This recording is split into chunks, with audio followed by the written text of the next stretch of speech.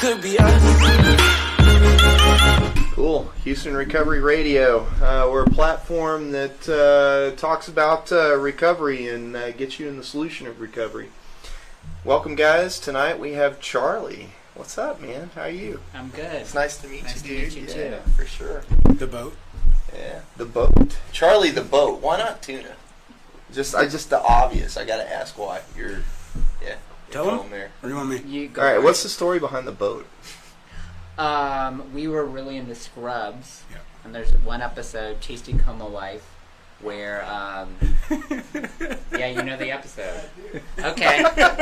For God's sake. He's at a bar, JD's at a bar, and he's, like, talking about how he'll be chum to the boat. Mm-hmm. Like, you know, to attract women or the opposite sex. And so, like, he makes a mental note that the boat would be a great nickname. And I guess we had just saw that episode. We were going to numbers a lot back then. We were going to numbers a lot. Numbers. I know what that, yeah. I know about numbers. So yeah, the boat and the suit. He used to wear a lot more black suits. Yeah. And so the suit was an obvious nickname. Yeah. Cool. The boat. Actually, there's a The considerable amount of our shared persona that is based on JD and Turk. Interesting. It's not like we're married or anything. Dude, we're a little married. I know, I love it. I kind of got that vibe. Anyway, let me get the bills paid here. Okay, we'd like to take a moment to thank our sponsor, Transformation Enzymes, who has been kind enough to let us use the space we are in right now. Thank you. Transformation Enzymes is an integrative, holistic health and wellness company that specializes in enzyme therapy. Detoxing from drugs and alcohol is physically and emotionally taxing on our body. Transformation Enzymes has a clinically proven line of probiotics and digestive enzymes that help the healing process the body needs from all the damage caused by addiction and alcoholism. For more information, visit their website at transformationenzymes.com. And hey, we really do appreciate the space and all the lighting. It's really cool being able to be here. I'm really pretty grateful to have this spot. We could be doing this out of like a closet or a bathroom or something. So I feel like I'm important sitting here. You are. All right. Maybe not as much as you think, but you are. Yeah, not as much as I think. That's the key term, man. I'm not very important. This guy, however, is the man of the night. Thank you for having me. So, yeah, for sure, man. We're glad you came on. So, we got Charlie the boat, and he's going to tell us his story of recovery. How he came into You recovery. gotta tell us the debauch part first. Oh, yeah. Debauch. Please include all debauchery. Okay. Hi, my name is Charlie. I'm an alcoholic. Hi, Charlie. Oh, Babby. Let's see. My first drink was at a wedding in, I believe, Georgia. It was my cousin's wedding. And I was most likely 13, and it was a martini. My dad walked me up to the bar, and he's like, have a martini. This is what James Bond has. Vermouth, olive, and I forgot the alcohol part. Whatever's in a martini. Something, it's dry, whatever. Gin? I think it's gin. Dry gin. Yeah. Dry gin, vermouth, and an olive. I think that's it. Yeah. So that was my first drink. It was at a wedding, and it made me feel really good to be, like, I felt like I dropped in. I wasn't too socially anxious or anything, but it definitely dropped me in. And I got to be happy and, yeah, be carefree and warm and fuzzy. And that was during the summer, and I remember later that year, my parents had left me alone at the house, and I went into the cabinet and found tequila and filled up like a huge 32-ounce cup. I just poured as much as I could in and put water and ice in there and sipped on it and like drank it and filmed it. I didn't know you filmed it. I filmed it and I threw up. I think I threw up in the cup, and then like I was just like rambling on, and anyways I got pretty damn drunk. You Hasselhoffed. Hasselhoff, the hamburger. Yeah. Right. Let's see. So those were my first couple drinks, and so right off the bat, like, I didn't know that you weren't supposed to get super drunk. Like that, the first night I drank, I got as drunk as I could. You know, I was with a bunch of adults and I didn't get shit-faced, but when I was alone, I got totally as drunk as I could. And let me try and place this.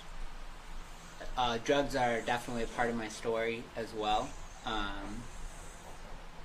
think I started smoking pot, I think, the summer after, and I did that, and some consequence, you know, Houston, Texas, smoking pot, late 90s, not cool. I don't know how cool it is now in... It's pretty cool. Yeah, it's like you smell it wafting out of every other fucking car going down the road, you know? Yeah, well, back then, if you were smoking pot and you were young, you were doing the worst thing possible. Yeah. So... Reefer.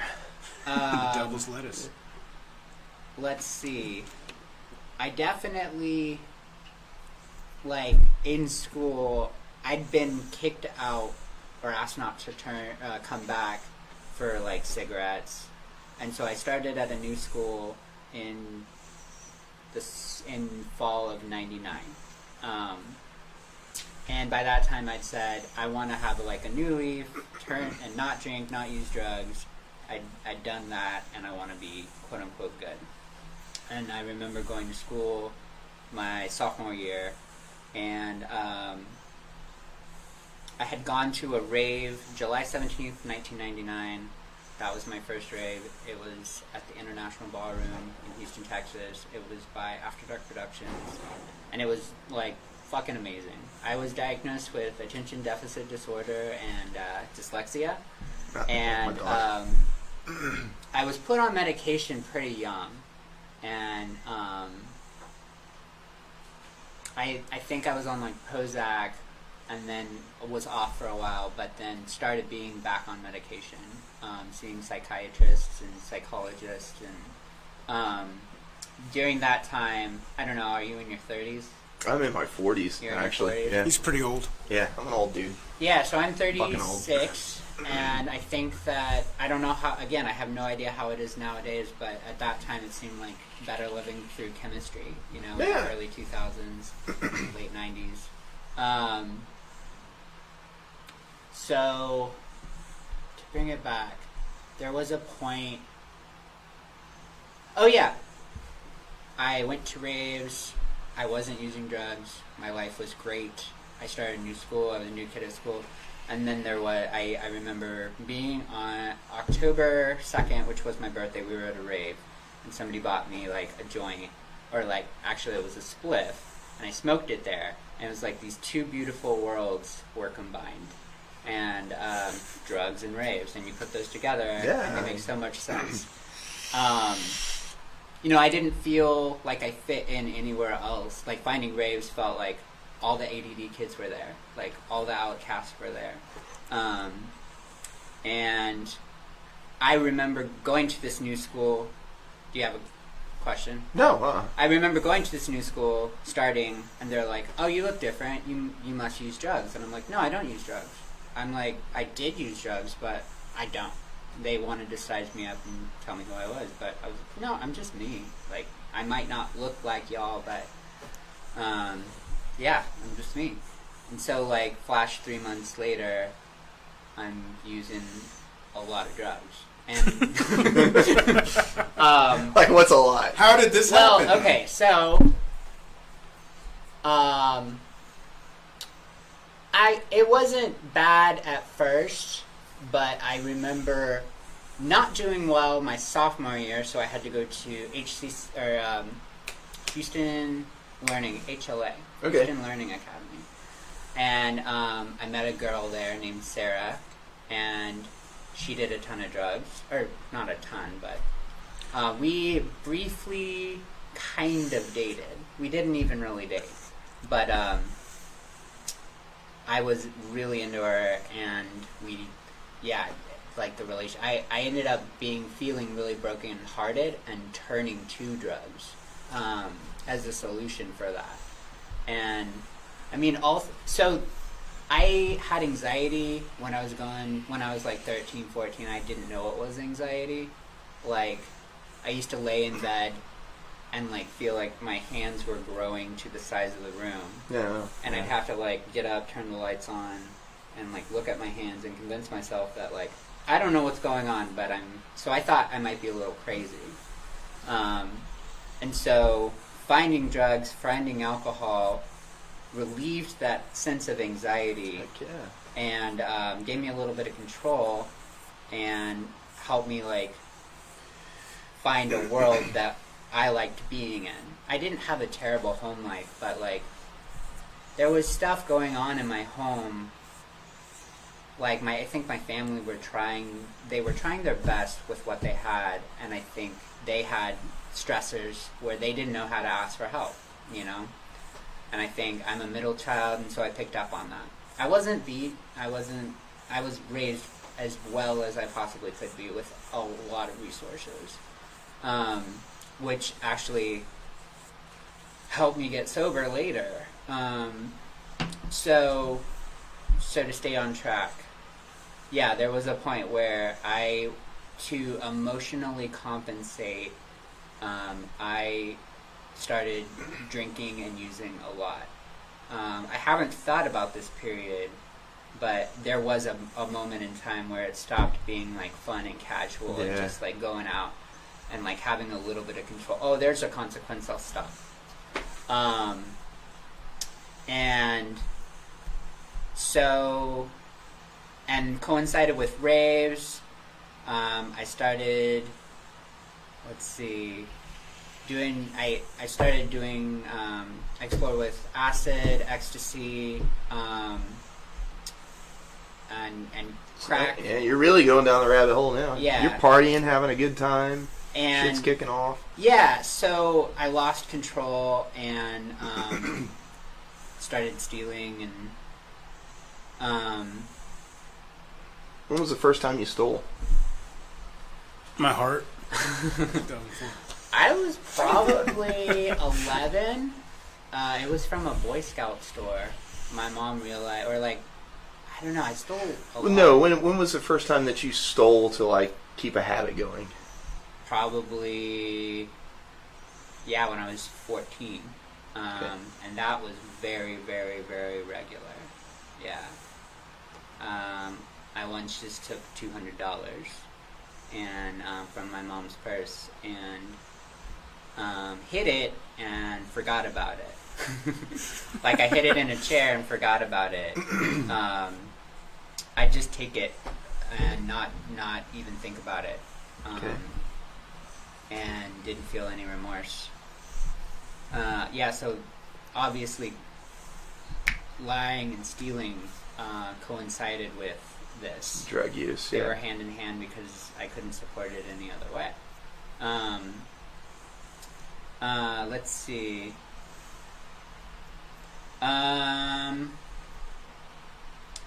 There was not control, and there was not joy and freedom. There was experimentation, but there were a lot of consequences.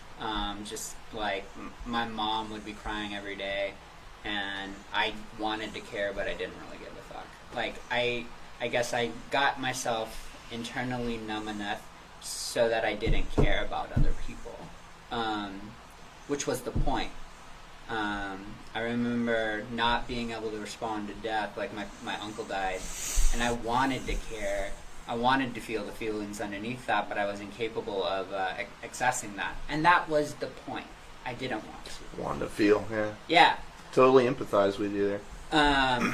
And I had my ways of getting high or getting drunk on a daily basis. And when all else failed, or I couldn't like steal money, or I couldn't leave the house, or whatever it was, because I was still pretty young. I was like 16.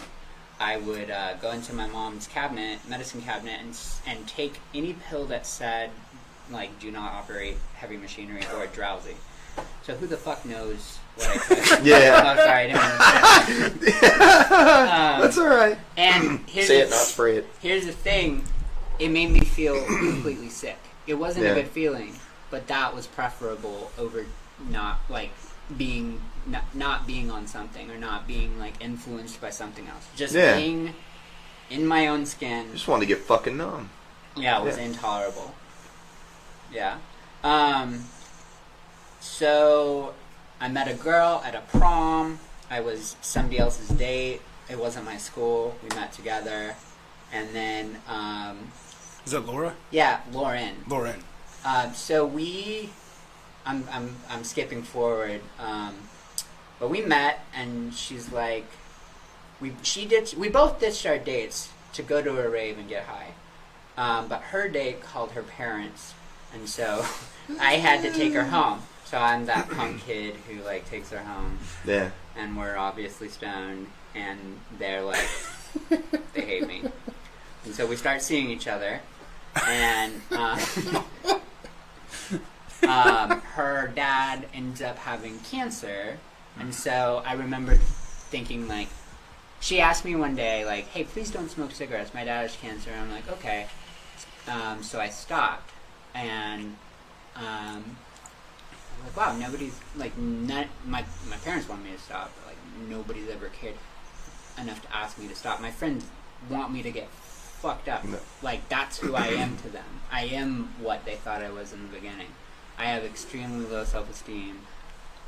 I always look back on that time in my life like I didn't think anybody would want to date me because I didn't know how to engage with women. I didn't know how to like.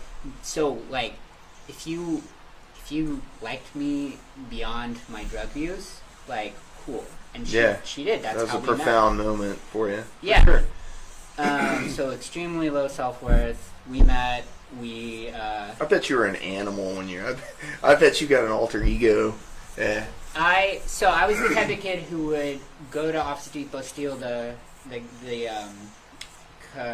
compressed air, and then hide them in my big fat raver pants. Jinkos. Yeah, kickwares and jinkos, and take them to a party or like a pool party or whatever, and like my friends would like take that shit from me because like. You know, I'd do it way too much, and then I'd be like, fuck y'all, I got another can. Like, yeah. Probably became the life of the party. I was, but... that also was, the death of the yeah. party. Yeah. People were afraid for me, Yeah. and rightfully so. I'm walking on sunshine. So, flash forward, let's see.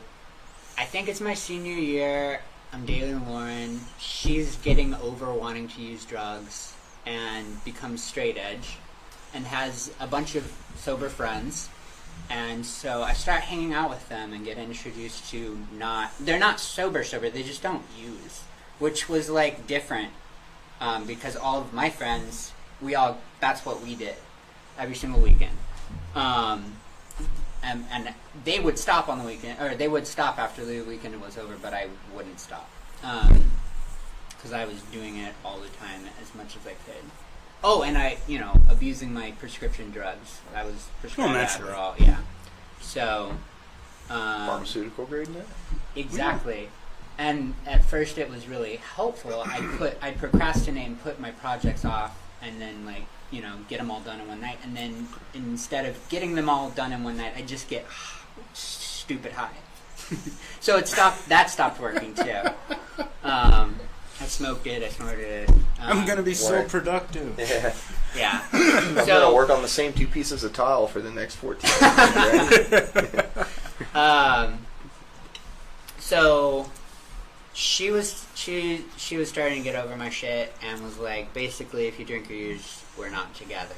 Take a fucking hike, kick her. Yeah. But I got a taste of what it was like to be around people who didn't need to get fucked up, which I was extremely grateful for. Like, that's not how they communed. That's not how they knew how to be. So was that a willingness point for you? Was this an entry point for you into some type of sobriety journey at that So juncture? It was just like, when I don't use, people aren't breathing down my back. I'm not hurting the people I love, even though I think that that's their fault for getting all pissed off and bent out of shape.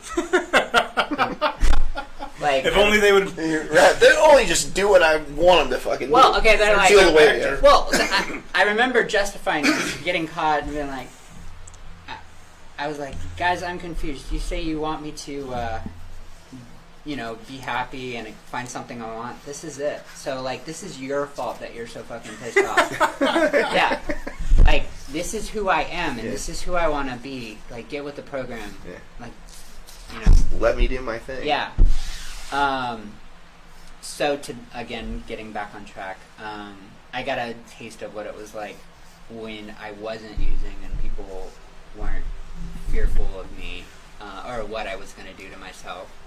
But inevitably, I couldn't stay in that state for long. What you got pulled up? 61? Go for it. Yeah. Go for it. Relate it. It's just the part that jumps out to me is almost verbatim. If only people would do as he wished, the show would be great. Everybody, including himself, would be pleased. Life would be wonderful. Yeah. And that is out of the... That's not how it works. Yeah. Yeah. They really do What page is describe... that? That is 63. All right. They really do describe us to a T. Yeah, no kidding.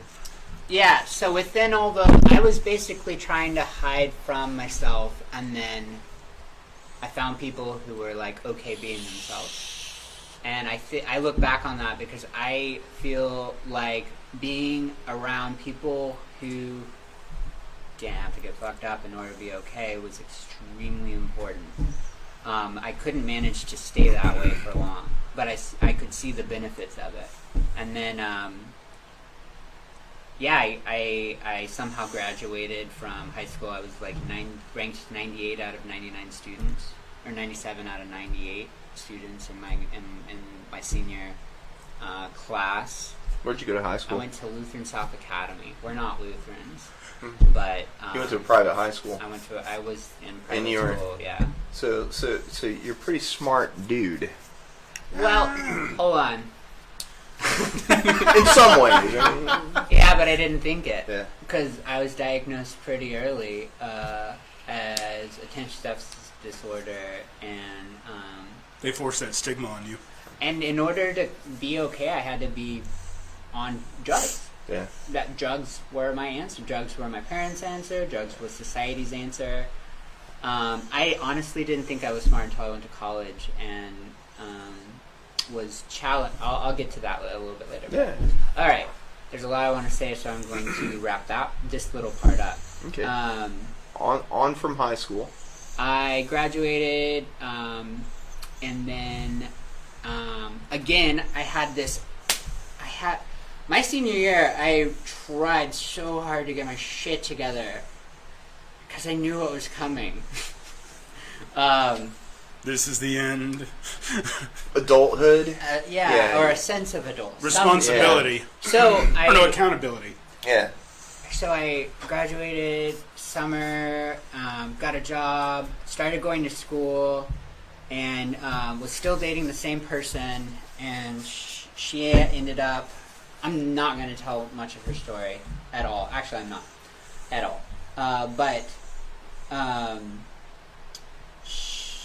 what I will say is something extremely unfortunate happened to her, and she didn't have the resources for help, and she ended up going down a really hard road through drugs and alcohol, and I followed her down that road. Yeah, and What kind of dark path was that? so she was a senior, and I had graduated, and she was sneaking out and doing any drugs she could get her hands on, and so it was. Oh, this is the night I got sober. Originally, March 8th, 2003. Mm-hmm. That was Texas Independence Day weekend, and there was a rave, and it's where 8th Wonder Brewing Company is now. Okay. It's where this underground party was. And There's something called like Thunderdome where a bunch of artists, or is this the same? Yeah, that's over off of... I used to live there. Hey, I that's don't where, know. where Bodeman lives. Yeah. All right, so she posted on HoustonRaver.org's message board that she was going to go to that party. I went to that party too. She snuck out to go to it, and we met there. I was drinking. I was high. I was experiencing a ton of stress, and I was trying really hard to go to school, get my shit together, go to college, and I was going through essentially a breakup, and I remember putting all these stipulations on how I would use, like, because I had been not using for a while. I wouldn't call it sobriety, but I was trying to get my shit together. So I was like, okay, I'm only going to use with friends. I'm never going to buy this shit. You're in the bargaining phase of that, or Totally. And because I was extremely miserable. I had no way to fucking deal with anything that was going on. No, like my mental health, like my friend group was not really supportive. Like we were just kids, and so drugs were my fucking answer to change the way I feel. I'm like, I'm in college. I deserve to get out of what I'm thinking and feeling. I was going through fucking internal hell, and I remember I smoked weed and got drunk, and I couldn't stop. As soon as I started, it didn't work like it used to. It stopped working completely. It intensified the voices. And so you think, ouch, that hurts. I don't like that. I'm not going to do that anymore. That doesn't work anymore. But I couldn't react that way. I was like, I'll shut it up with more. And so I poured as much as I fucking possibly could onto that heap of me, like, that I was just trying to run away from and hide from. And you know, that my bottom's not that low in regards to that. Like, I felt I was going out basically like getting in fights and putting myself in situations to where I could get killed. Like somebody pulled a knife on me and I didn't really care. Yeah, I was miserable inside. So where was your turning point? Where was your? So that night we went to a rave. I went to a rave. We met each other. She ends up going to an after party. I follow her there. She's in the bedroom with some dude, and I feel like I'm having a heart attack in this shitty little what was it? It was a trailer park in fucking Pearland or something. Ugh, yeah, nice. Hell yeah, terrible. I don't know any of these people that's except for grim. her. Yeah, and I'm in there. So I'm extremely codependent as well, because again, no self-worth. But regardless, so she ends up coming out. She's like sobbing, and of that room eventually. I think she had been assaulted, and I'm like, I'm leaving. She had run away that night. I'm leaving. You can come with me. I'm not gonna force you to come with me, but like none of these people are gonna, take you back home. So we leave. I convinced her to get in the car with me. We're driving. And she just starts slamming her head on the dash, being like, why the fuck did we do this to ourselves? Let's never do this again. And in my mind, and actually it wasn't my mind at all, it was my gut. I said, I was like, yeah, I'm never going to do this again regardless of what she does. Because my sobriety, or my lack of using, was always dependent on her. And so it was the first time I was like, I'm done. I can't ever do this again. I'm watching this person destroy themselves. So, So what action did you take when you finally decided you were done? I changed my friend group. I didn't know about AA. The Dizzle. Yeah. So she ended up slitting her wrist. I don't know the timeline, but a couple weeks later. Did she do it correctly, or No, she just didn't cry really for do help, it. kind of? Yeah. But as fucked up as I am, I come down. She was 18 or something, so she lived with her family, and I come down kind of covered in blood to get more paper towel, and they look at me and they're like, what the fuck is going on? And I don't say shit. That's how sick I am, and so they run up and they take her to West Oaks that night and admit her, and I'm like, and yeah, we're just friends, we're broken up, but I'm extremely codependent. So after she's discharged, I'm breaking friends. I'm not hanging out with people who use at all. That's my solution. And I basically essentially cut anybody who uses out of my life. And because I know I can't ever do this successfully again. It only took 2 weeks of complete misery to seal that in. And That sucks. That's all right. So the turning point was that night where I had a gut thing that you're done. You can't do this. This doesn't work. You can't. You react a different way. Like, so you'll just never do it again. So you started changing people. That's a big decision, man, to just start cutting people out of your life. I have a hard time doing that. Yeah, I was determined because, like, anyways, yeah, still didn't know anything about the 12 steps. So she goes to West Oaks. I visit her. She gets discharged and is doing outpatient. And is suggested to go to a group called Palmer Drug Abuse Program. My first meeting is, I think it's on a Thursday night. Yeah, it's Thursday and Monday. So you went to a meeting with her. I went to a meeting with her, and I go, and I'm like, oh, y'all count time. Cool.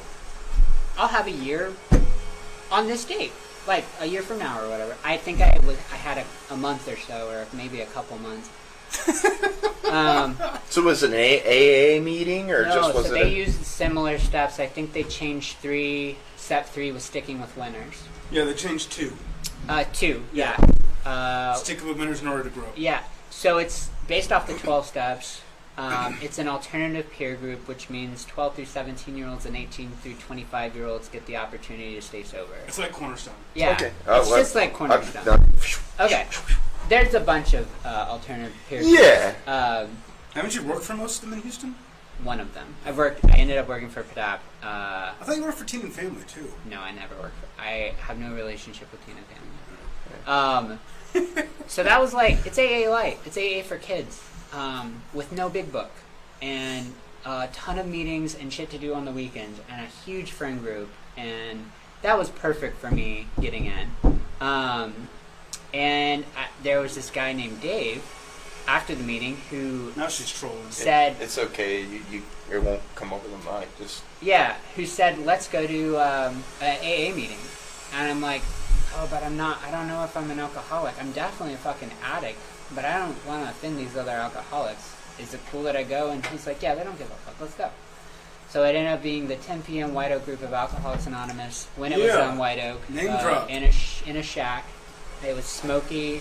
They talked about drugs and alcohol. It was dark. And Is this when I snubbed you? no, that was later. So I go into this dark room with these fucking nuts people, and they're talking about fucking the coolest shit. I found my people, but I still had this idea that I wasn't an alcoholic. I was an addict, though. Addicts are cool. Addicts are edgy, man. I'm learning.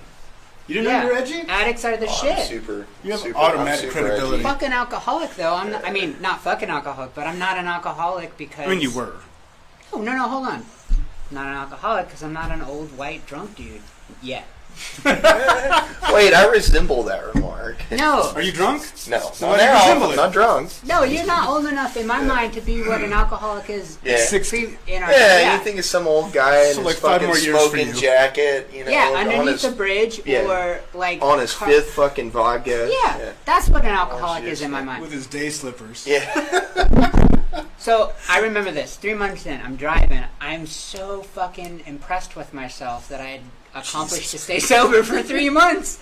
I was like, dude, I'm doing so good. I deserve a drink. You like had a badge on your shirt. Like, Well, I'm like, wait a second, that thought shouldn't be there. It is the great obsession of Yeah. every alcoholic. That thought should not be there because I know what's going to happen when I drink. Okay, fuck it. Maybe I am an alcoholic, you know? So I'm going to AA, I'm going to PDAP, and I'm getting deeply immersed in the habit of going to meetings every single night. But nothing really changes. You know, I get invited to be a part of a 18-week step study. So you haven't picked up a sponsor yet, or you haven't started? I've gone through 2 sponsors, but I got them so that I could say, yeah, I got a sponsor. It's pretty rad. I've probably gone through 6 or 7 before No, I at that finally point, stuck. yeah. So, yeah, I had a sponsor, but I never called and never used them. But if somebody asked if I had a sponsor, Yeah, cool. Yeah, I've got a sponsor. And as awesome as PDAP was, basically PDAP's great for people who find AA if they're true alcoholics or want to actually like dive deep into sobriety. So I met these people who had done that. We were in an 18-week step study, and I felt like I was like fucking busting ass, doing really hard work. Although I didn't have a sponsor. I was like freelancing this sobriety thing. Freelance. I gotta remember that one. Freelance and sobriety. No, you don't. It's a bad idea. So I'm working at a place at Radio Shack. Yeah. And on Kirby, right? Yeah. And let's see. I'm coming right up on my year. I'm at work. I took a break, went to the gas station, bought a cup with a lid on it with a straw, one of those 32 ounce with Coke or whatever in it, and I kill that. And I'm playing around with keyboard cleaner because we have a shitload of it at work. They do sell keyboards. Sold. And if you turn it upside down and you spray it, whip it. Yeah, well, no, if you turn it upside down and spray it, you can freeze things. Yeah. Yeah. And so I was like, psh, psh, psh, psh. I spray it inside my drink upside down. I don't think anything of it. I'm gonna, a minute or so later, I take a sip, and I'm like, fuck, there's that fucking taste. Oh shit. I don't want to get high. What the fuck was I doing? Yeah. And then I go to it was Friday night, so I go to my 18-week steps and I say, like, hey, somebody shared a story about eating baklava or something, or tiramisu or whatever at work, and it had alcohol, and they, like, got scared. And then I'm like, oh, cool, I have something to say. I was at work, and, you know, I inhaled inhalants, and it was all accident. And they're like, that sounds like a relapse. And I'm like, oh, fuck, I didn't get high. Maybe they're right. And they're like, hey, that's between you and God. And they were really extremely supportive. They're like, talk about it. It's between you and God. We won't, if you decide to call that a relapse or not, we're not going to judge you. But again, this is between you and God. So I talked about it with a ton of people and ended up restarting my sobriety date. Which was? My sobriety date is 4/28/04. 02/28/04. That's my sobriety date. So 03/08/03, 02/28/04, but mind you, when I started going to meetings, I was like, oh, I got this. I'll have a year in I'll have 6 months, and I was like, cool. Y'all count time? That's awesome. I'm gonna have that in no time. And time was king back then, especially in PDAP. If you had a year, you were the shit. So that smashed that idea. I restarted my sobriety date, and then I remember going to a meeting. It was a noon meeting at White Oak, or maybe it was at 6 p.m. I ran into this guy who showed up and said, I want to get high today. I thought about smoking weed today. And I know that that's a terrible idea, so that's why I'm here, to get out of myself. So I'm making myself of service, because that's what it says to do in the book. And I was like, nobody in PDAP speaks like that. That is honest. I want that guy as my sponsor. And his name was Ed Schmid, and I asked him to be my sponsor. And we worked the steps out of the book. And so literally, forward to the first edition, or whatever it is, there's even some preface. We started on page XI with the preface, and then we ended at 64. And that did not take, it took a little bit of time because I got stuck on the fourth. And but he was old school. And that, I am extremely grateful that he is the man who took me through the steps.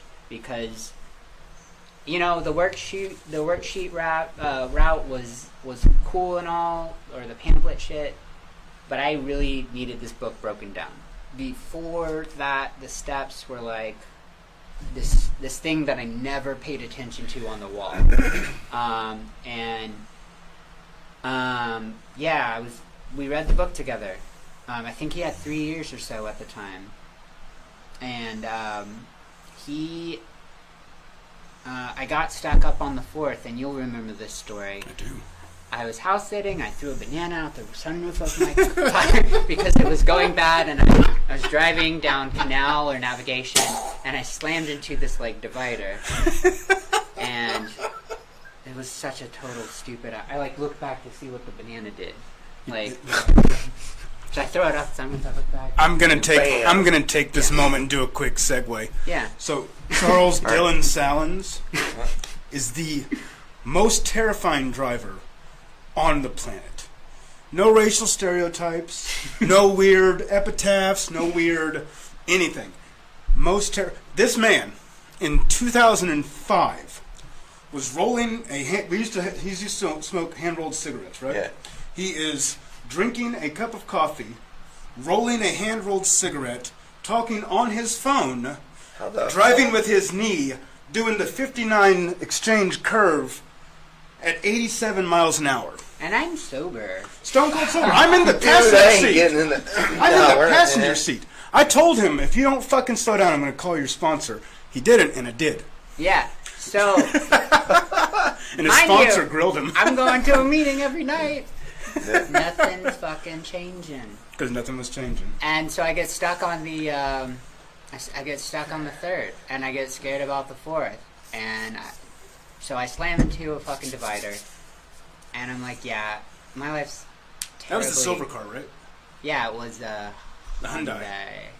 And so yeah, I'm going to a meeting every day, nothing changing, my life still manageable. I need to, face myself, work through the steps.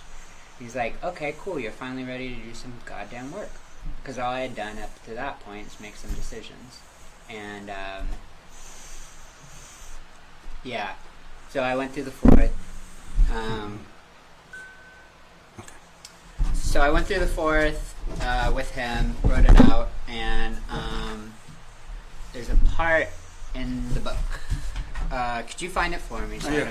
It's the one where you put the book on the shelf for an hour. Yeah, that's in Into Action. While he's doing that, Tina just wants to say that she loves you and that she's very proud of you.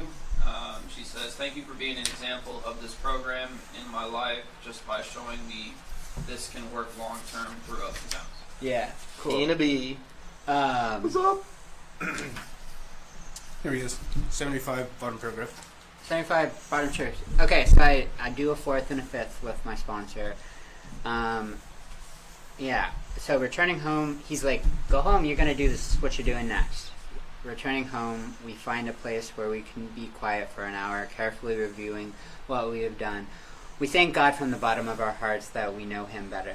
Taking this book down from our shelves, we turn to the pages which contains the 12 steps. Carefully reading the first 5 proposals, we ask if we have omitted anything, for we are building an arch through which we shall walk a free man at last. Is our work solid so far? He's like, these are the questions you're going to ask yourself after you sit quietly for an hour. So you're going to take this book off the shelf, and you're going to ask yourself, is our work solid so far? Are the stones properly in place? Have we skimped on the cement put into the foundation? Have we tried to make mortar without sand? And it says if we can answer to our satisfaction, we look at step 6. We have emphasized willingness as being indispensable. Are we now ready to let God remove all of the things with which we have admitted are objectionable? Can He now take them all, every one? If we still cling to something we will not let go, we ask for God's help to be willing. So my relationship with God was basically just like, okay, I'm willing to believe that He exists. Just a willingness. Before that, but after this, I remember feeling that it was basically asking for help outside of myself and outside of human form. I had just removed like a lifetime up. I was like I was 21. I've just discussed my faults and my resentments and my fears with somebody, and this is where I'm at. And so forging a relationship with God felt extremely necessary, but also very doable. It didn't feel like this like crazy thing that I had to get right the first time or go to hell. It was like, cool, I'm doing this right now. I think there's no other way to the vital spiritual experience that they outline, for an alcoholic, other than this process. So now, no way is a polarizing statement. Well, no way that we've seen. There's a ton of basically. For an alcoholics like us, I don't know you personally, but I know this guy. A little. I know you a lot, dude.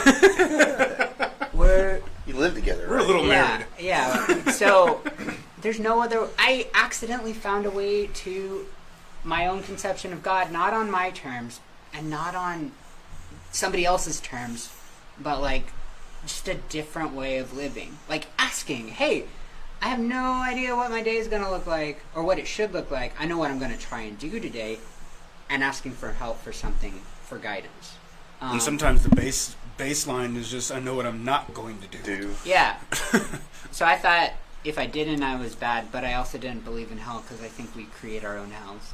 So basically, I totally agree with you there. Yeah. Dallas. We're selfish and self-centered enough. We don't need a devil to explain us, Yeah, I am my own hell. Yeah. Or I am my own devil. Look. Once again, Dallas. Yeah, look around, and so, or look within, and the depths with which we tried to find, something inside of, something worth living for, something to calm our heads. That's really what I really wanted through drug use. A purpose, a sense of purpose. No. No? Silence. Yeah. Turn the volume down. On your brain. Silence, I was trying to self-regulate. I was trying to self-soothe. I was, trying to just be okay. I'm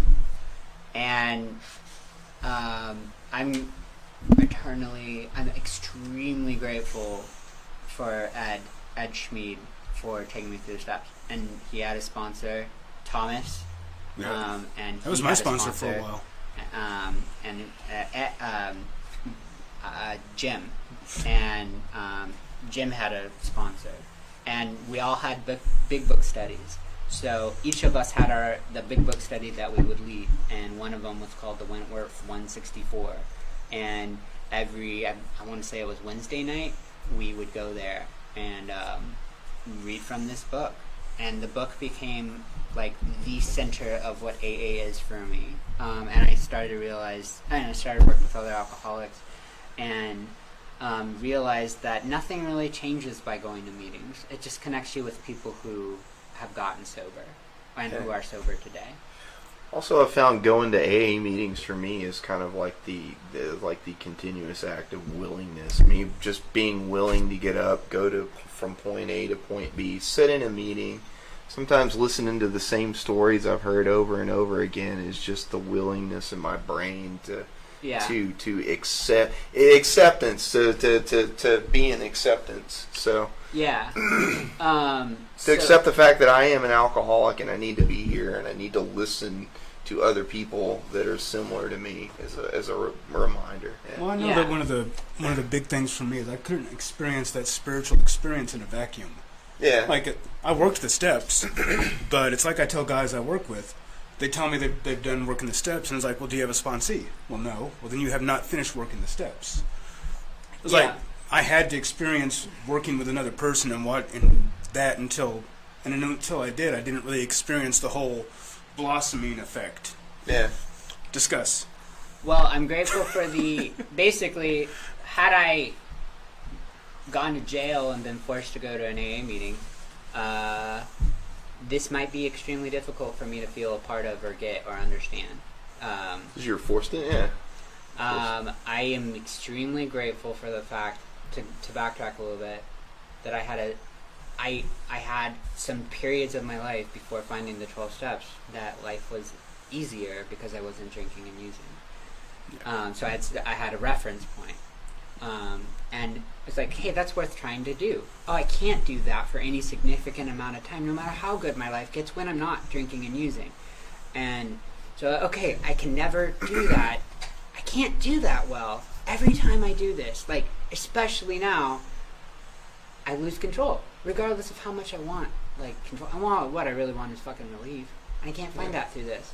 That's me. I had a period. I didn't start drinking until my early 30s, late in an EMS career. I was a paramedic for a long time, so I think that's what's helped me. Is I had a long period of time through my teens and 20s, that I knew what sobriety felt like, even though I was an anxious ball of anxious fucking nerves. But I knew what sobriety looked like, and I knew at some point, I would get back to that or find it and like learn how to live in it, and that's kind of where I'm at now. So yeah, me and you are very similar to that. I was fortunate enough to have a period of adulthood where I was sober, so I know what life's like on the other side of the fence. Here's also the really cool shit about, so we're gonna stat.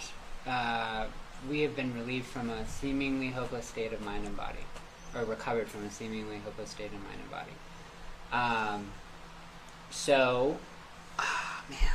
Where's the part? We can go to play. 68's in page 69 or 68. Go places. Alcoholics can go anywhere. Yeah, go for it. Thanks. Page 68. I remember. So my life's not supposed to be small because I go to AA, worked at 12 steps, become an alcoholic, or am an alcoholic, or identify as an alcoholic. Yeah, Winnie Ann brings it up. I just remember people telling me, hey, you probably shouldn't go dancing at nightclubs every single weekend. And I'd be like, thanks. Cool. I'm gonna, there were a couple times when I felt like my sobriety was threatened. So I went and found sober people, which thankfully is extremely easy to do and always an option. Yeah, my life does not have to be small because I decide not to go Page for it. 100. You want me to do it? Or? Yeah, go for it. Assuming we are spiritually fit. I don't know where the fuck I got working with others from. It's in a... Anyway, it's in working with others. Okay, cool. Assuming we are spiritually fit, we can do all sorts of things alcoholics are not supposed to do. People have said we must not go where liquor is served. We must not have it in our homes. We must shun friends who drink. Social distancing. We must avoid moving pictures which show drinking's moving pictures which show drinking's. Yeah, 1939. Those old telereels. Yeah. We must not. We must not go into bars. Our friends must hide their bottles if we go to their houses. We mustn't think or be reminded about alcohol at all. Sounds like an APG. Our experience shows this is not necessarily so. We meet these conditions every day. An alcoholic who cannot meet them still has an alcoholic mind. There's something the matter with his spiritual status. His only chance for sobriety would be someplace like the Greenland ice cap, and even there an Inuit might turn up with a bottle of scotch and ruin everything.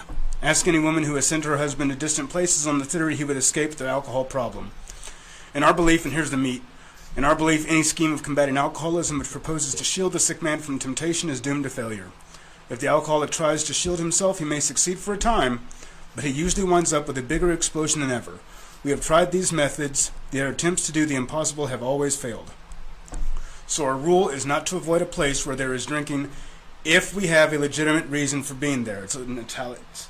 You can always know it's important when it's in italics. Check your motives. This includes bars, nightclubs, dances, receptions, weddings, even plain ordinary whoopee parties. Whoopee parties. It says that. What does that mean? Yeah. It's an orgy. That's Even what I took it a as. fuck fest. Yeah.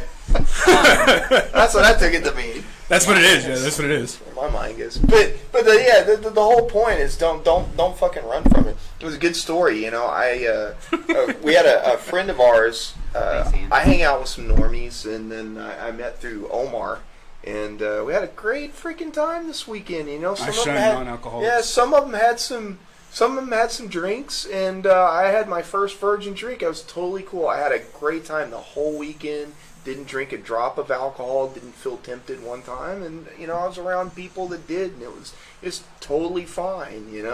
Having a good time. learn how to be myself without getting a little fucking toasty and sloppy. You know what I mean? So totally get that. Yeah, you can't run from it. Yeah. I don't want to live in narrow. I can't live in. I don't know about you. So you're talking about living a narrow life or a small life. You've done some traveling. I found out you're a bike rider too. Yeah. So talk about your unnarrow life now. So let's see. In 2008, I left Texas and went to Washington State. Mind you, being in college was a trigger because I had drank. Talk about And triggers. got fucked up while I was going through college, and so I wanted to make sure. I believe I had 3, 4, 5, 6, 7, 8. So yeah, I had 5 years of sobriety when I decided to move, and but I put it off for a little bit because I was afraid that I'd move out there, change, and get fucked up. And Washington is extremely liberal with marijuana. Oh yeah, it's legal. I voted for. They have a homeless problem up there now because, especially in Seattle, because of the opioid epidemic. But anyway, not just that. It's also the cost of living and a whole bunch of other factors that have, force people out of their homes. Yeah, gotcha. Yeah. So I remember going out there and going to college, and I had a teacher named Cynthia Kennedy. I love dance. That's what I was seeking. You're a dance instructor, correct? Dance teacher. Dance teacher. Which, okay. Yeah. Okay. So, dance is what dance is another thing that I think we connect and we look for. It's a good way of being in our bodies and experiencing like natural highs, and feeling a part of and being in a community. Yeah, a group. That's what I was seeking through going to the raves, and I found that, and I also found a lot of drugs and alcohol. But so I found a teacher. She taught embodiment movement in the form of 5 rhythms in a program, and that transformed my relationship to myself. And we get to make up our own gods here, in our own spiritual form. There's nothing better than exploring movement in my body. Going to a meeting all the time is extremely helpful to put me in touch with other alcoholics, and to get me in touch with a network of people who I can reach out to and help. We can help each other. 12 step. But then we're still stuck with ourselves to a degree, and movement has been an extremely important factor in being sober, staying sober. Dude, you're speaking to the choir. Yeah, keep going. Keep going. I know. Because I don't want to have a small life. I want to get out there. I want to explore like as much as I can what it is to have a human body and to be alive in it, and so I was grateful to not find movement there, but expand upon it.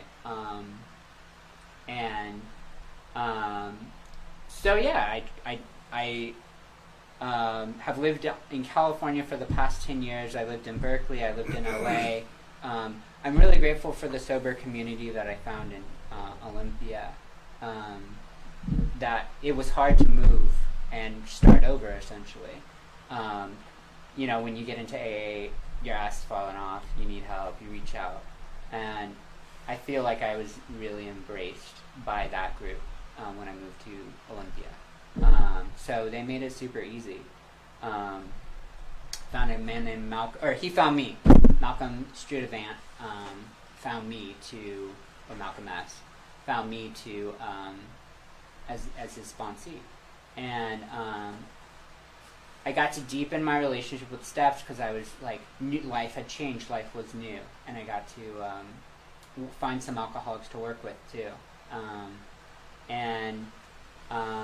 It was time eventually to move to Los Angeles in the pursuit of deepening my relationship with dance through a teacher named Kate Shella, who I'm all about. And that was another gut thing. When my gut speaks, it doesn't speak often, but when it does, I tend to to listen to it, not out of my best thinking, but like my gut told me to get sober. My gut, like, basically, whether I like it or not, that's what's happening. Whether I can make sense of it or not, that's what's happening. It's funny how much easier it is to listen to that little gut feeling or voice in your head when you are sober. Yeah. So I was at Burning Man. I was dancing. Oh, you've been to Burning? That's Yeah. on my list. I want to skydive over Burning Man. You know, I do too. Yeah. Yeah. We'll talk about skydiving later. Yeah. Yeah. Told you I can help you out with that. Awesome. Thank you Yeah. so much. I'm grateful for that. Yeah. So I've been to Burning Man 10 times, not consecutively. I've been sober. I, met AA or alcoholics there. They have sobriety camps there. There's Camp Anonymous. It's huge. They have round-the-clock meetings. So, and I remember being in AA and looking up the different camps. I didn't know what Burning Man was. And seeing like, oh shit, there's an AA camp. You can have a fucking good time sober, even around people that are not. Yeah. It's easy. Yeah, so my second year going to Burning Man, I think the first thing I did my first year was go to Camp Anonymous. I found it during a dust storm. And then I randomly found somebody who lived in Olympia, Washington. And so, who was in AA at that camp. And then we ended up next year going to that camp, and I stayed at Camp Anonymous, or Anonymous Village. So, just, yeah. Let's see. Yeah, I was at Burning Man dancing, and my gut was like, you're moving to LA. And I'm like, I don't want to. And so I like cried. So I ended up moving to LA and having to start over again in sobriety. Well, not over, but Starting life over? Yeah. yeah, like a new. And you're sober and you're starting a new And life. so in order to get that, I rode my bike from Olympia, Washington to San Francisco. So you rode your bike across state. Yet another thing I'm starting to get into. Yeah. And that was beautiful. It slowed me down. You can only go about 12. Well, you can go fast on bikes, but I was going like 12 to 17 miles per hour. And traffic off the Oregon coast off of the 101 is like 55 miles per hour, and there's a huge shoulder. And I'm camping amongst the trees, and like I'm sleeping with I'm putting my camp together at sunset, and I'm rising with the sun, and I'm writing letters, and like I found so much. Like basically, that was like being Found yourself. Yeah, it was like being immersed in God. Another aspect of God. I don't claim to know what God is, but when there's those moments where I find it's easy to be silent or still within myself and not experience fear, or experience fear, but have not have that stop me in my tracks. That takes some guts to Yeah. Yeah. It was something I was grateful to be able to do in the transition of leaving Olympia. Yeah. I knew one of my little brother's friends, first time I ever saw anything like that, he was big into biking. He did a lot of biking, and he was like, fuck Fort Worth, Texas, I'm packing. He left his car, left all his shit, I'm packing everything I own on my bike, and he rode it from Fort Worth all the way to Colorado, wound up getting an industrial mechanic job there. Now he's married, settled down, and has a kid, completely happy in Colorado. And I was like, what the fuck, man? That guy did some cool shit, So that got my gears going right there. I mean, that takes a lot, packing everything. You're totally self-sufficient. You're dependent on yourself. You're having to interact with your environment, Nobody's there to help you. You're having to. That's appealing to me, man. Here at 43, I've done a lot of shit, but I haven't done that. I kind of want to get out there and do something like that just to see. I don't think there's enough friction in life, you know what I mean, to keep us growing. I think it's really easy to I think it's really easy to get complacent, you know. It's just, I gotta buy a house, I gotta buy a car, I gotta go to the mall and buy all this shit. I have to have nice looking clothes. I gotta have 10 pairs of shoes. I gotta, you know. I think everybody gets sidetracked. Nobody's really growing. They're just consuming. You know. I think things like that. The reason why they're attractive to me is because, you know, you've got to go through some. You've got to grow. You know, there's some friction involved with that because it's not easy. You know, and it takes some fucking guts to get on a bike and go pedal to another state. You know, sometimes I find that easier than doing some of the things that you just described. Yeah.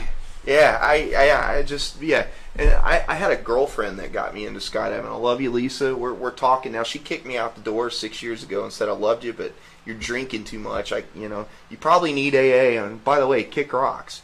But she was a world traveling skydiving. Used to be a professional skydiver, paramedic. I happened to meet her at a side job. You know, she had this minimal lifestyle, totally hippie.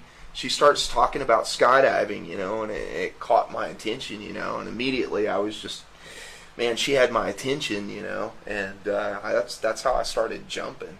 And the more and more I hung around her, the more and more I admired her and admired her lifestyle. She kind of lived this minimal life, but, you know, had all these experiences. She'd been to like 77 countries and lived in a few of them, and skydived on all these teams, and you know, here she is hanging out with my ass, and I don't know why, but yeah, she had an influence on me, you know.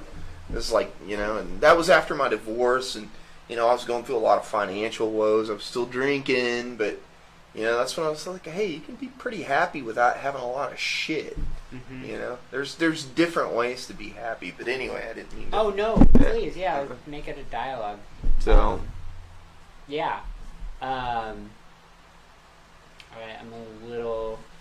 How do I jump back in? So biking across state. You're starting a new life in LA. What did you do when you were in LA? I worked as a production assistant for a digital advertising company. You want a job here? Sure. All right, we'll talk about that later. Yeah. But yeah, my ass wasn't falling off, so I got a little complacent in sobriety. I was going to meetings, but I wasn't feeling it. I remember I have a friend named Michael K. And we were at a men's meeting one night, and I remember saying the words out loud, like, I think it was a birthday meeting. I was like, I didn't think these words would ever come out of my mouth, but AA is not resonating at the moment. I don't feel like I'm getting anything by going to the meetings, and I know where to come if that ever changes. And so, yeah, I'm going to stop going to meetings for a minute. Yeah, so I remember saying those words out loud because they were they had been eating at me for a while, and it was hard to find my footing in AA. I guess so that was 2015. I don't know how long I had. So it was just finding the right group of people to hang around with that was doing the AA deal for you? Well, that's what it has been for me. So I found some amazing meetings in LA, but I really gave it an honest go, but it just wasn't resonating at that point. And this guy. Then I moved to. I'm glad this guy walked in. Seriously, because I'll get. I'm segueing into talk about how grateful I am to have you in my life. Okay, so I eventually moved to Berkeley, California, and eventually my girlfriend Julia moved in with me. We were in this tiny little house, and I'll just link it back to what I was saying. So I've been feeling disconnected and trying to find a way in to. I was like, I loved how my life was structured when I had AA, but my relationship with AA has changed, and I don't know how to connect with the steps or with meetings again. And so it was this thing that I was saying to myself and not knowing what the answer was. And So sobriety, sobriety evolves. Your concept of sobriety evolves, and and the way you relate to the 12 steps of that organization changes. And not only that, with myself and with God too. And so I got a little plateaued or staled out there. And I was talking to a friend who I know through dance. We dated, and their name's also Charlie. And they suggested that I start going to Al-Anon. And so I went to Al-Anon until one night I really truly needed to be going, it was apparent that I needed to go to AA. They were really polite. They were like, we don't talk about drugs or alcohol. Please respect our format. I think it was actually it was a step study meeting, and it was like, it related to that topic specifically. So I kindly got patted on the back and said, we don't do that here. And I had found a sponsor. I was really trying to reconnect. But I went to the third step with him, and he ended up moving, and so that was my first go. And then I went to SLAA for a little bit. I love AA, and I still love AA, and I, again, will get to why I'm so grateful that he's a part of my story and my life. So you've tried a few different 12-step programs. Yeah, and basically, It's a nice bookmark, by the way. so there, AA has the tent.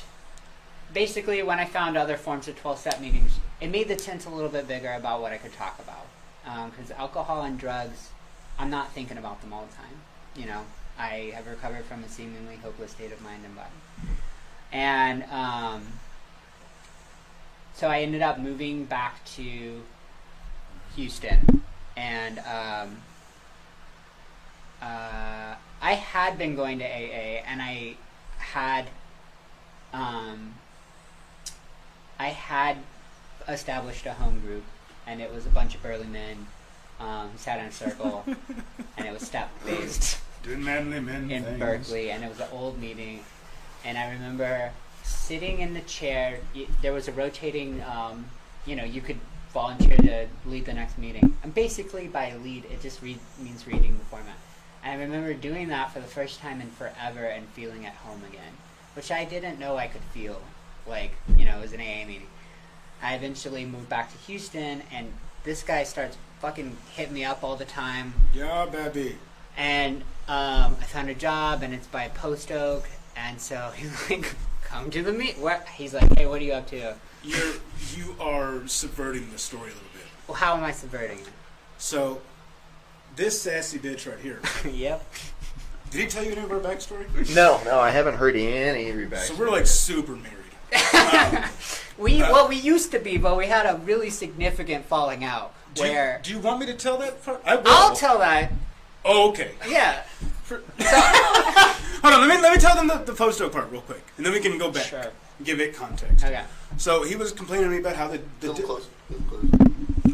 No, just go fucking forward. So he was complaining to me, it's not comfortable, this table is short. I know. I'm fat too. We're trying to get the format. It's okay, it's not your fault. You didn't make the table. All right. Anyway, so he's complaining to me about how he misses how things used to be. He misses the connection, the camaraderie, the public aspect of recovery. Because you can get the recovery aspect anywhere. But getting that home group vibe, the old school feeling, is a unique and not all that often thing. Yeah, that's very true. And I told him point blank, and this is almost verbatim, we can get that back, but we have to be present. Yeah. We have to create that old camaraderie. If we want 2004 to come back, we can't bring back all of it, but we can create that fellowship. Well, yeah, we don't regret the past, nor do we wish to shut the door on it. We wanted to open that door back up. Well, but also, I don't want to be that. I don't want to be that aging hipster who wants to relive his The nostalgia? younger days. Yeah. But No, that was a magical time. That was great fun. It was one of the best times of my life, and I'm extremely grateful. Again, I'll reemphasize that that's how I was introduced to sobriety. I'm grateful for the role that Padat played in, because it softened it and made it fun. I was too sober for him. Oh, yeah, we met in a White Oak meeting. That I don't remember. There was this cool... Were you part of the Cornerstone clique? Yeah. Yeah, so Padat was Padat's clique, but I was one of the only Padat members who went to White Oak, aside from Dave Tucker. But he didn't go regular. So then there was Cornerstone, and there was Lifeway or Young Teen and Life, Family. Teen and Family. Yeah. And so we all kind of like clicked up. So there's a shitload of young people in sobriety, but like, good luck. It's oil and water. Yeah. So I'd go to White Oak. I'd really want to reach out. There was this guy named Ed who was cool. The Younger fucking Ed? Intellectual. Yeah, colloquial. Yeah. There were all these really cool characters, but like I was looking for young people to kick it with who weren't in PADAP, because PADAP people only want to do PADAP stuff, and I wanted to make friends in AA. So I reached out to this dude. Like, hey, where are y'all going? It felt like Cool Kids Club. So this is why it's important to be open. I had like and 18 reach months the fuck out. or like 19 months he or was something. untouchable. Oh, I knew the book back and forth. Yeah, you could go into a meeting and sound so eloquent, Felt like, like and you, yeah. So I want to be your friend, but you kind of snubbed me. You're too fucking sober for my I ass. was like, sorry, buddy. I only accept friend requests from So, anyways, a relapse and some homelessness later. Yeah. yeah, and then I remember inviting him over to a friend's house to go to a pool party. Or a pool, it was just him and I hanging out, fellowshipping. And we You're- became extremely close friends. And then you reminded me, like on the way, they were like, by the way, about a year ago, Yeah. You were By the too way, fucking remember? cool for Yeah. my ass. you're like that. yes. You're like that Rick James. You're like that Dave Chappelle skit when he's talking shit about Wayne Brady. I don't. There's that where he's like, I Wayne make Brady. Brian Gumble look like Malcolm X, huh, motherfucker? Yeah, and Rain Brady's like this hard ass. Yeah. Okay, so, You're not so sober now, are you? well. Look who comes crawling How does it back. feel? Anyways, so I don't want to read. I want to create. I want to be present in the moment and try to expand upon that. I've accepted that I cannot relive those days. Those days are those days. But so he's like, "Fuck, let's go to White Oak." And White Oak was at the Heights group, and I started going to meetings again, and it was. This is the part that, like, yeah, it's great to see people you got sober with and still get sober yourself, and who helped you and who was extremely significant in playing a role in your sobriety and making it fun. And this guy is one of those. Tell him the falling out. Okay. This is a bad story. This is a bad story. Him and I lived together at, him and I lived together at my parents' house for a while, and I had to kick him out because we were like, if you get a job and like are moving forward in life, you can stay. That's all you got to do. Life. Yeah. So 30 days came, and he picked up a broom and started sweeping. We're like, because one of the things is just like cleaning up after yourself, and we were not moving forward in life. We weren't. We were going out all the fucking time. We were being young and in sobriety. Like We couldn't find grapes, so 21. we would make them. Yeah. In your backyard.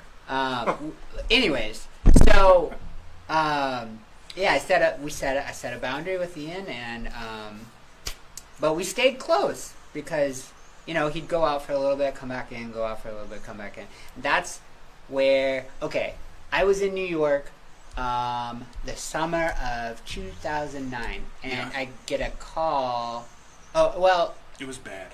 So he had asked me for my parents' number, and I was like, cool. I always knew when he was fucked up. I knew, for the most part, and we had this agreement: don't call me when you're messed up or out there. You never said don't call your parents. So he asked for my number, and I was like, he wanted some work, and so I was like, well, if he's fucked up, don't let him. No, don't fuck with him. but they didn't know, and so he was using, and he stayed the night at their house, and he made up a lie that he was gonna go get a job or go apply for a job at CVS or something. Some bullshit. And so Mom gave him a ride to the bus stop, and then he took another bus back to my parents' house, where he had left a window unlocked. Yeah. And I robbed him. yeah. And so my mom called. I'm at a ballet in New York, and it's Swan Lake, and the intermission comes. Are you watching or dancing? Watching. But we did do ballet. Yeah, we did at the Hope Stone. Yeah. So Yep. I get a call. Hey, would Ian steal from us? I don't want to be crazy, but is that something he would do? And I was like, yes. He took your laptops. That's really extremely unfortunate. I'm heartbroken to hear that. And then, I remember thinking, this dude's dead to me. This dude is dead to me. I went to Burning Man. I mourned our friendship, because you can't steal from my family and have that be okay. Right. And then I see his family out at Agora when I was visiting from during Christmas. They told me about that in jail. Yep. And I was like, yep, I love him, but he's dead to me. And they're like, yeah, we understand. Sounds about right. I knew exactly where he pawned it too. I knew which pawn shop. I told them. Yeah, but I also knew because. So they got the computers back. They pressed charges because I was like, yeah, should we press charges? Fuck Yes. yeah, dude, press charges. And anyways, I don't want to get too caught up in the story, but I get a call a couple years later, and it's like, hey, where do you live? What's your address? And I'm like, what do you want, dude? I had forgiven him. I went to Burning Man, and there's a place where you can burn. It's the temple, and you can write people who are dead, who have passed away. I wrote your name up on that shit, dude, because you were dead to me. I wrote an effigy for our friendship. I'm crying behind my glasses. And, yeah, because that was the best I could do. I was like, but I forgave the dude. I forgave him. In the process of, I was like, dude, I don't fucking know why, but I fucking love you. I have no clue why I fucking love you. But I do. And so I was like, I dropped the resentment and I moved on. But I had no reason to contact him. So he contacted me a couple years later, and he's like, hey, what's your address? And I'm like, what the fuck do you want? He's like, I'm making an amends. And so I was like, I'll have to think about that. So we slowly started talking again. And, yeah. I mean, he still relapsed a couple more, I don't know how many more times, but A few more. I decided that for some reason having this dude in my life. You were going to say fucker. No.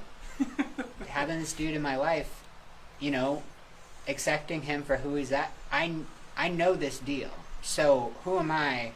I just don't have to fuck with you when you're drinking and using because I know what's happened. I don't hate you. I don't hate an alcoholic for being an alcoholic.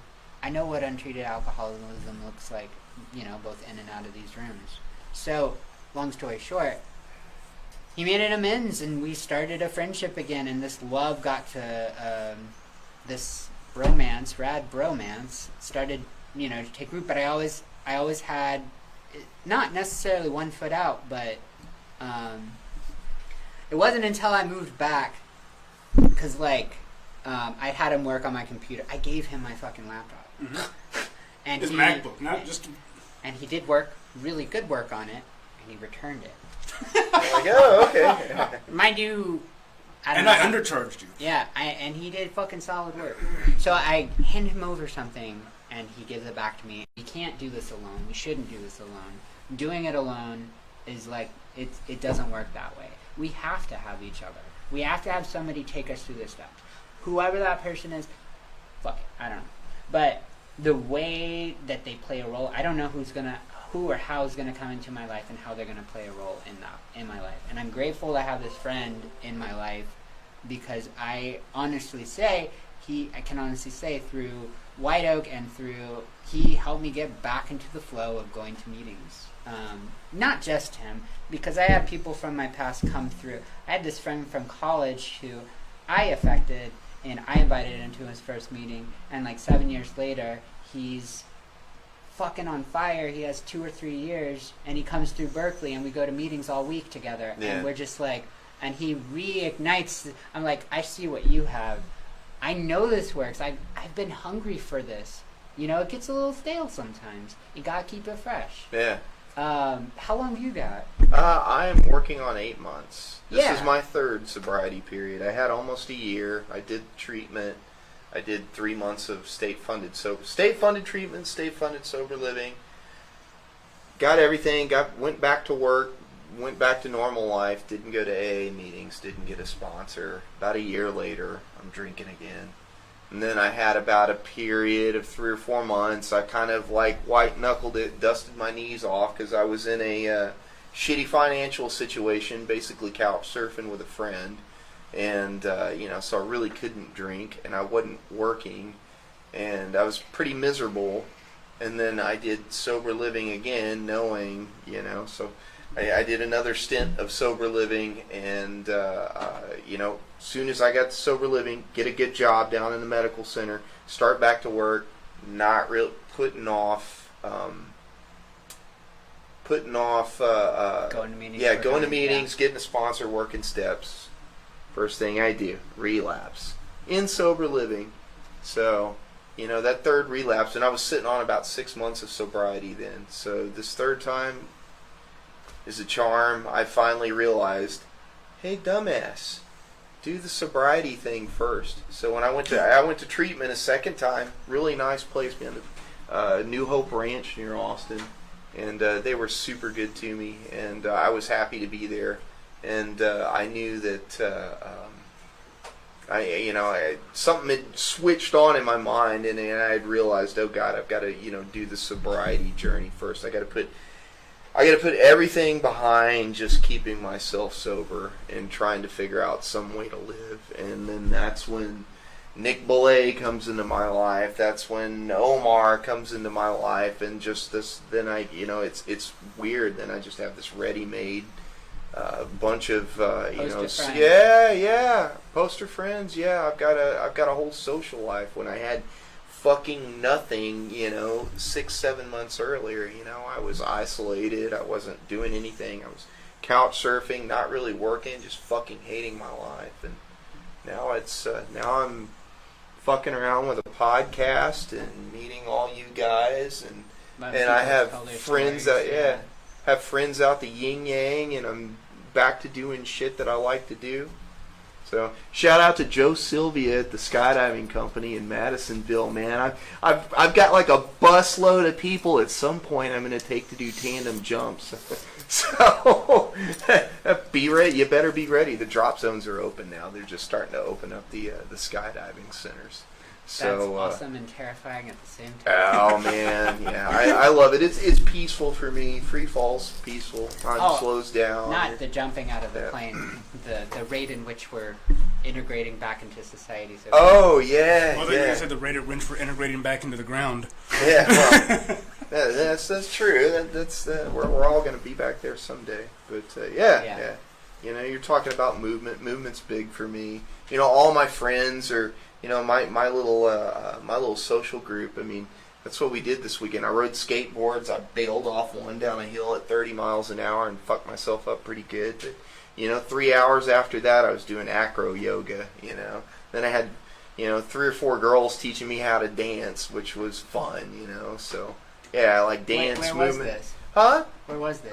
We were up off 290 at a friend of mine's house. She's it was a birthday party for another friend, and Molly, if Molly's listening, she's a exercise physiologist and a physical therapist. So yeah, so all our fun is like based around movement, and then I grew up doing martial arts and Brazilian Jiu-Jitsu, and so yeah, I love movement. I've gotten to coach some pro fighters. I've fought myself, and so dance is really similar to martial arts, is what I'm learning. So there's no excuse for me to be a male and not know how to. I should know how to dance. So I'm committing my. Yeah. No, I don't want to. My excuse is that I'm white. Yeah, I don't know. I'm not using the I'm a white guy excuse anymore. I don't know Like if the I'm gonna get thing pretty will work smooth. too long. So. You know. What's that? I don't know. If the Alcoholism white- doesn't really give a shit what color you are. So yeah, that's kind of where I'm at. So I'm just finding my little tribe of people. So and then this is one thing for me is starting this podcast is it's allowed me access to some really good folks that are involved in programs, that are involved in the recovery community, and I get to see different looks and hear different stories and interact with good solid people. Find the winners and do what they're doing. I think that's kind of what I'm doing. So Yeah. I'm grateful for this. This is an awesome way to spread the message and hear people's stories, and who knows what will come out of it. Yeah, I'm just it was an idea that I had, and I just I've got the I bumped my gums really well. So, Oh yeah. Me and too. yeah, and I just that's another thing about the recovery community, people in recovery. You got a bunch of talented motherfuckers when they're not doing drugs or drinking, and next thing you know, you got a group of people, and you're starting a podcast out of nothing. So Well, yeah, I'm inspired. I'm gonna out myself. My there's a there's a cause and effect. So not going to meetings for a while, my spiritual life, wasn't really being expanded upon. yeah, I do something long enough, I have to continue to engage or interact with it a different way, or else I'll get bored. Like, even dance. yeah. So, again, got to keep it fresh, got to keep it current and relevant, and I'm glad I had a way in back through meetings, because I go to meetings. I'm in Texas, I'm in Houston, y'all talk about God every fucking meeting. Like, living on the West Coast, you can go weeks without hearing God. That's not... We are in the Bible Belt. Yeah, we're in the Bible Belt. The cool thing is I don't mind it much because it's my own conception. Yeah. And, yeah, so that's where I'm at, and I do want to continue to expand my life. It sounds like you're, blowing up, you're opening more doors for yourself. Yeah, that's right. Because I've been in a such a low, dark, deep place. I mean, just leaving a 15-year EMS career, left a big void in my life. Getting a divorce left a big void in my life. I was in a dark hole. You got a question for us, Daniel? I see you're writing something down. Yeah, no, I was just gonna, before we wrap it up, I was gonna ask any advice for people new in recovery.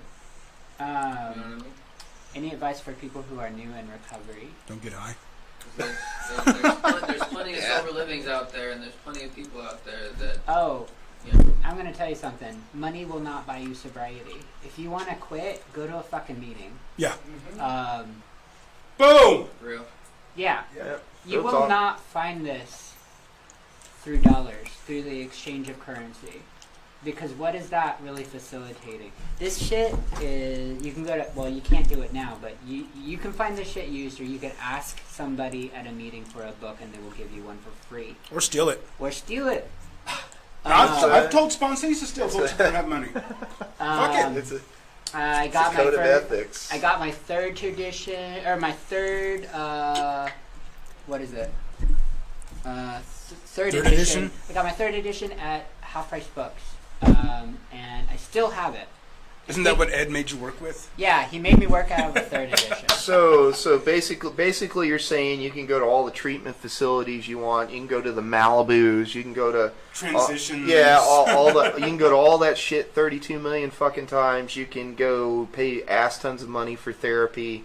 If you're not done, you're not done. Yeah, you can, but really, the only thing that's going to be left for you over time is a group of people with a code of ethics veiled in allegory, and a shared experience. What, man? Would that be a good summation of surmisal? Yes, summation of that statement. Is it surmisal or summation? That'd be a summation, I think. I like the word surmisal. Even if I'm making that shit up. I think if you're summating, I think the act of making a summation is a surmisal. Some making. You want to Google it? I have no idea. What am I googling? Surmisal versus summation. Summation. Summation. Okay. This is surmise. All right, hold on. Really quick. Where's Carl Jung mentioned? Where's Carl Jung in this? I could look it up on my phone. That was my third edition. I highlighted. Carl Jung, I think, He's in is Doctor's shows Opinion. up. No. More about alcohol. It is more about alcoholism. Yeah, it was. He's talking. That's Roland Hazard, which was a real guy that went to see him. If you look up the history of the Big Book. Yeah. So yeah, Roland he was an heir. I forget which industrialist he was an heir to, but he was a pretty wealthy dude, and yeah, he went overseas to see Carl Jung. Yeah. Which Jungian psychology, and you have Freudian. Those were the two big. I mean more Jung. Yeah. That's the shadow self, and yeah. He came up with the concept of the psyche. Yeah. So yeah, or the archetypal, or the personality archetypes. Yes. So that's where Look it up on your phone. that was Carl Jung's big thing. Which a lot of Jungian psychology shows up in Tool lyrics, by the way. If anybody was seriously, it does. I believe you. Yeah. So 46 and 2. Look it up. Don't believe me. 46 and 2. That's I heard all. on YouTube it was caused by 5G. Oh yeah. So is No, COVID-19. But And then Charlie, any shout outs that you want to give out? to anybody? Yeah. Want to say hi to anybody? they've all moved Died. on. They've all died. Yeah. If you're not here, no. Lynn Chamberlain, thank you for starting. She celebrates 35 years on May 20th. We grew up in the same neighborhood. I didn't know that. You know, she's older than me, but she got sober. She has a connection to the Way Out Women's Center. I took my first alcohol. I found a lady who was losing her shit, and who I bought a beer. She's like, "Could you buy me a beer? I really need a beer. I need a ride." So she gets in my car. She's like, "I just need a beer." I'm like, "Yeah, you look like you need one." I got her a 32. She downs that shit and like flat and becomes stinky as fuck. I think she shat herself and just lost control of all of her bodily functions and starts sweating that shit out. Like you can smell the car. Anyways, I call my family. I'm like, "What do I do?" Take her to the Way Out Women's Center. And it was in our neighborhood. Anyways, Lynn Chamberlain, thank you fucking so goddamn much. You have changed Houston AA. If it wasn't for White Oak, who knows? I could have gone to a different meeting, not felt welcome, not felt like I fit in, because drugs are a part of my story. Like primary purpose. Primary purpose is gone. I know. There's a lot of meetings that aren't here. White Oak has persisted. It's changed houses. Shout out to fucking White Oak. Ed Schmeed. Thomas. If you're listening. Jim F. Malcolm S. Michael K. And a bunch of people I can't name at this moment. That I will Burning Man. forget. Well, yeah. Fuck Burning Man for now. Corporate Man. Yeah. All right. Where were and we then at on just- time? Well, we're past time, but it's been great having you. Thank For you. sure. And like Yeah. honestly, like the comments, and this is the most amount of views that we've had like stick Yeah. ever. It's awesome. Awesome. Like Yeah. this is pretty awesome. The You amount brought of a crowd, comments, bro. The comments that have been kick ass. You know what I mean? When you were bringing out the big book, if you could change anything about your recovery story, would you?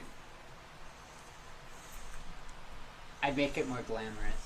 Literally, like more glitter. Yeah, more glitter. Lots of leather.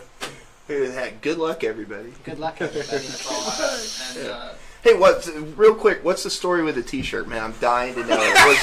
You gotta tell me, man. Okay. Louisiana. Lower Ninth Ward, New Orleans, Bacchanal.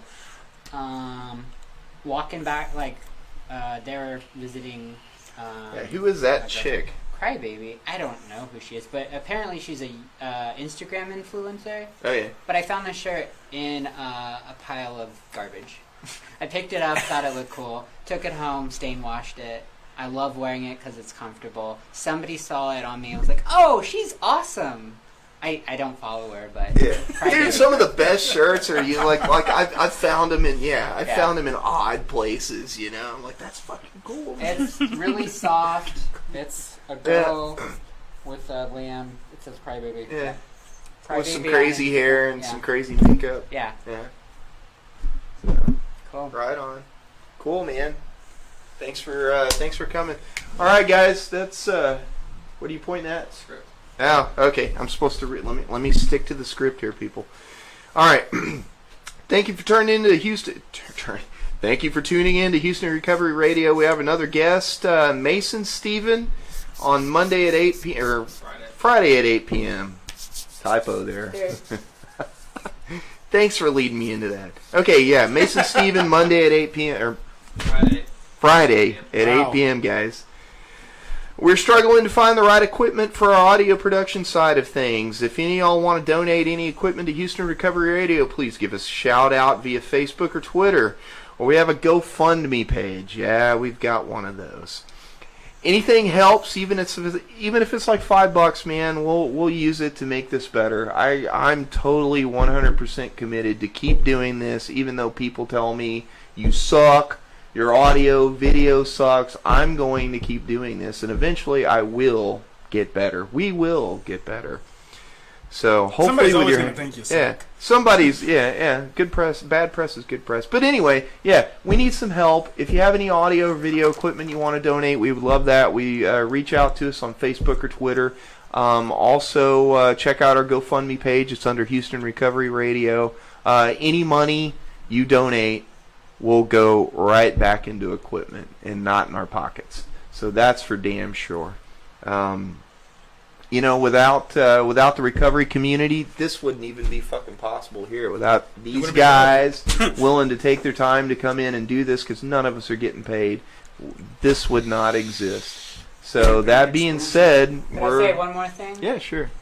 I remember, again, zero self-worth. Felt like a piece of shit. I had to borrow other people's, willingness, basically borrow their perception, and trust that the people who are showing up for me in my life, reaching out, we're doing the right thing. Yeah. So if you're new in sobriety and you feel like a piece of shit, there's somebody who's trying to show up for you. Borrow how they view you and how they love you, because you're gonna feel like a piece of shit, and that's just part of it. Early sobriety. But borrow that from somebody else who's showing up. You're not a piece of shit, and go to meetings, work the steps, stay. Cool. Charlie, thanks for your time. Ian, thank you as well.